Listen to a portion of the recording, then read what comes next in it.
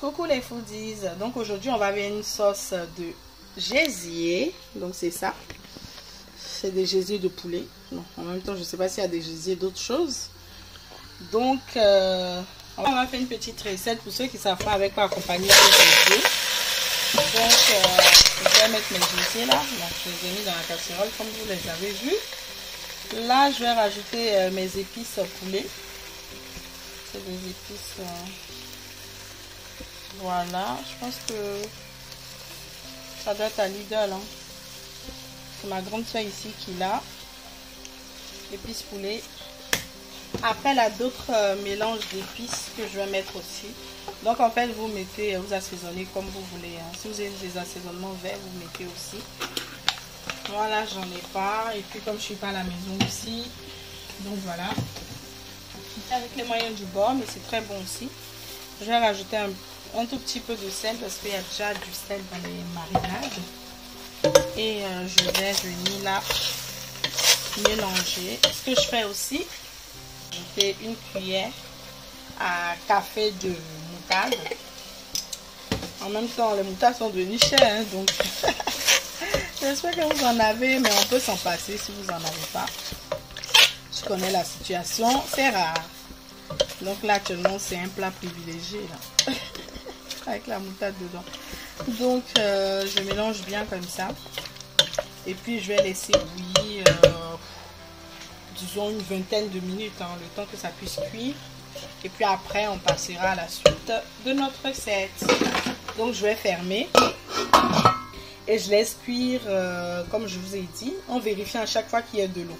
S'il n'y a pas de l'eau, bah, on rajoute et puis jusqu'à ce que ça soit comme on veut. Donc là vraiment la cuisson dépend de chacun. Ça dépend de chacun. S'il le veut dur, voilà, ça va pas durer. Si la personne veut que ça soit vraiment mou, ça va un peu rester longtemps au feu. Donc voilà, c'est à votre convenance. Maintenant que la viande elle est prête et que je l'ai enlevée du feu, donc là on va commencer notre truc. Donc là c'est la casserole de la viande, hein. C'est pour ça que c'est un peu sale. Bref, on va rajouter de l'huile, juste un peu. Parce que j'ai un peu abusé, mais c'est là que je vais rajouter mes oignons découpés. Donc j'ai découpé à peu près 5 oignons, je crois.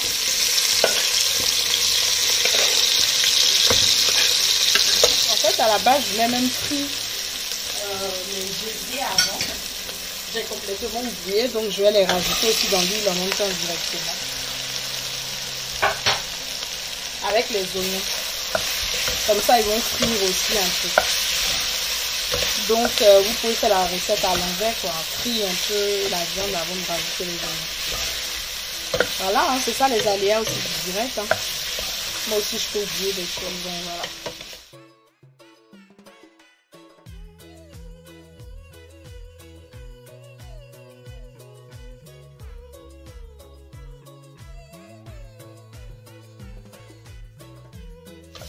Bon, à ce stade, je vais rajouter ma purée de tomates. Donc, c'est de la tomate fraîche que j'ai mixée. Et je vais mélanger là. En fait, moi, j'ai pas de double concentré de tomate, donc je fais qu'avec ça. Donc, si vous avez de la purée de tomate, vous pouvez faire avec. Et si vous avez du double concentré aussi, vous pouvez rajouter le double concentré.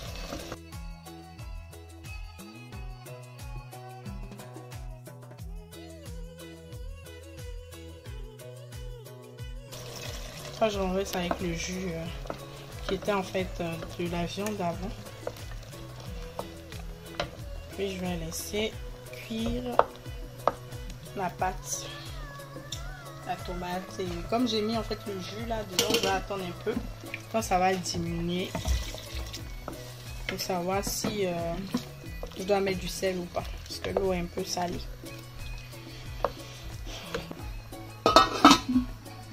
Voici le résultat final et tout, donc vous pouvez saler, poivrer à votre goût et puis c'est bon, ça vous pouvez l'accompagner de riz comme vous voulez. Voilà, à bientôt pour de nouvelles recettes.